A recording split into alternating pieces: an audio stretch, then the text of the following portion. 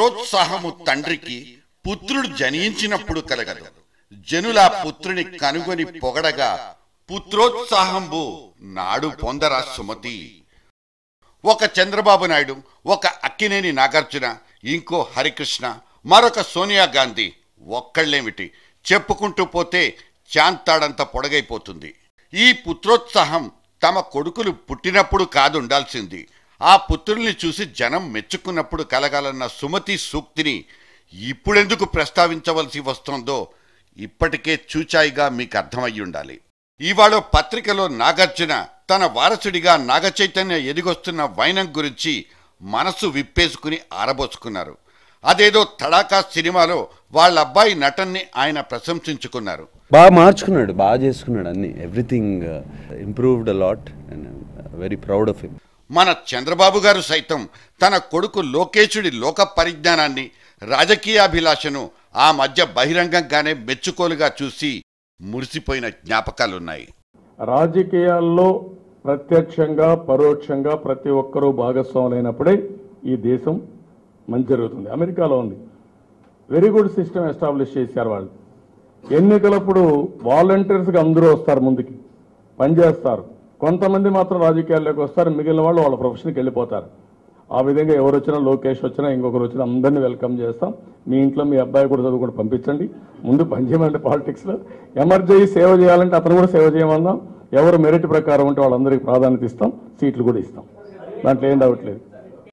తమ పిల్లలు తమ చెప్పుల్లో కాళ్ళు పెట్టి తమకంటే మంచి గుర్తింపును తెచ్చుకోవాలని ఏ తల్లిదండ్రులకు మాత్రం ఉండదు. ఇక్కడ కూడా అంతే. సోనియా పక్కకు తప్పుకుని తన స్థానాన్ని సుపుత్రుడికి అప్పజెప్పే కార్యక్రమంలో కూడా ఇవే అర్థాలు గోచరించాయి. ఇక వైఎస్ తన కొడుకు జగన్ రాజకీయ ఆరంగేట్రానికి ఆరాటపడి తన తమ్ముడైన వివేకానందుణ్ణి ఎంపీ సీటుకు రాజీనామా చేయించిన జ్ఞాపకం కూడా ఇక్కడ పుత్రోత్సాహపు వృత్తాంతంలో గుర్తు చేసుకోక తప్పడం లేదు. ఇందులోని అసలు భాగమైన జూనియర్ ఎన్టీఆర్ అనబడే తారక్ విషయానికి ఇప్పుడొస్తున్నాం.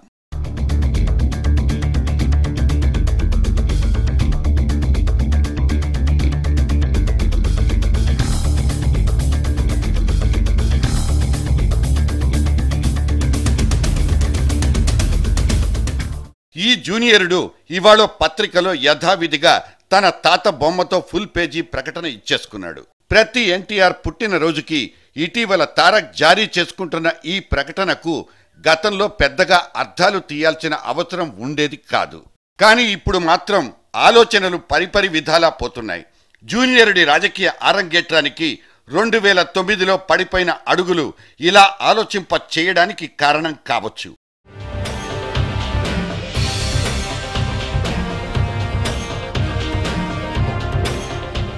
పోయిన మహానాడు ఆవరణలో చంద్రబాబు వారసుడిగా లోకేష్ అనే స్ఫూర్తితో ఆవిష్కరించబడిన ఆ ఒకే ఒక ఫ్లెక్సీ ఇవాళ పదుల సంఖ్యలో కనిపిస్తుంటే అక్కడ హరికృష్ణ అనబడే తండ్రిలో సన్ కన్సర్న్ అనబడే పుత్ర చింతన గురించి ఆలోచింపచేస్తోంది. పోయినసారి లోకేశుడి ఫ్లెక్సీ బొమ్మ చూసి డంగైపోయిన ఈ సీతయ్యకు ఆ మాత్రం వ్యాకులత లేకుండా ఎందుకుంటుందని సానుభూతితో అర్థం చేసుకున్న తెలుగుదేశం సోదర బృందం ఈసారి అదే సానుభూతిని వ్యక్తం చేయలేకపోవడాన్ని గమనించొచ్చు. ఈ రెండు మహానాడుల విరామం నడుమన జరిగిపోయిన కొన్ని సంఘటనలు అంత సరదాగా తీసుకునేవి కాదని చెప్పుకోవచ్చు. ఇదేదో నందమూరి వర్సెస్ నారావారి ఫ్లెక్సీల యుద్ధం కానే కాదు. తాను ఏరికోరి టికెట్ ఇప్పించుకున్న నాని ఉరఫ్ కొడాలి వెంకటేశ్వరరావు కినుక వహించి తెలుగుదేశాన్ని వదిలి జగన్ జైలు గేట్ల దగ్గర తచ్చెట్లాడిన రోజు నుంచే పెడర్థాలు విపరీతార్థాలు పుట్టేశాయి.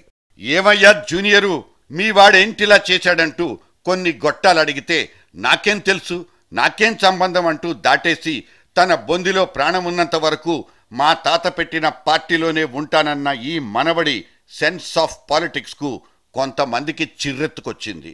అయినా సరే ఇందులో తాను సరిదిద్దుకోవాల్సిందేమీ లేదని సైడ్ ఇచ్చుకుని సైలెంట్ అయిపోయాడు జూనియర్. నా కట్ట కాలేంత వరకు, నాలో ప్రాణం ఉండేంత వరకు, తెలుగు జాతి బ్రతుకున్నంత వరకు, తెలుగుదేశం పార్టీ బ్రతుకున్నంత వరకు తెలుగుదేశం పార్టీతోనే ఉంటాను.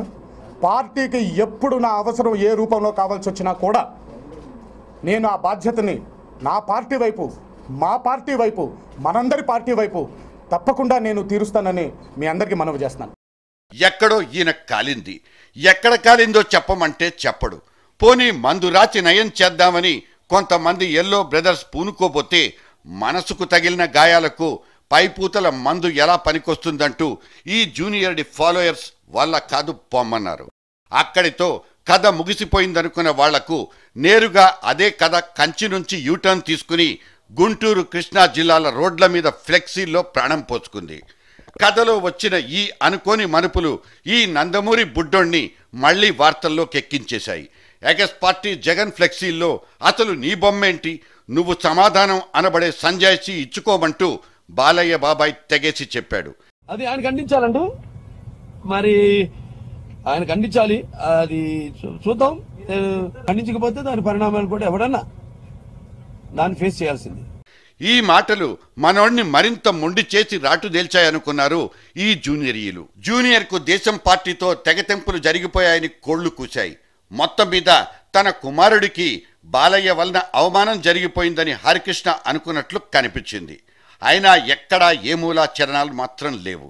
కట్ చేస్తే ఇవాళ మహానాడుకు రమ్మంటూ జూనియర్కి ఆహ్వానమే రాలేదట.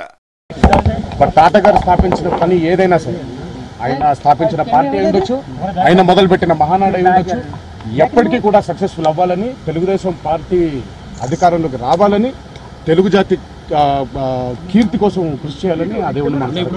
నాకేం పిలుపు రాలేదండి. ఇక హరికృష్ణుల వారికి అందరికీ ఉన్నట్లు ఇక్కడ పుత్రోత్సాహం ఎలా ఉంటుంది? పుత్ర తాపత్రయం తప్ప. చంద్రబాబు పుత్రోత్సాహం వలన పార్టీ చిరిగి చాటవుతుందా, లేక హరికృష్ణ పుత్ర తాపత్రయంతో అసలు పుట్టే మునిగిపోతుందా? అదేదో మిర్చి సినిమాలో ప్రేమిస్తే పోయేదేముంది డూడ్, మహా అయితే డాష్ డాష్ అన్నట్లు ఈ జూనియరుణ్ణి ఆహ్వానిస్తే పోయేదేముంది, మహా అయితే వచ్చి కాస్త హల్చల్ చేసుండేవాడేమో. డామిట్, కథ అడ్డం తిరిగిందా?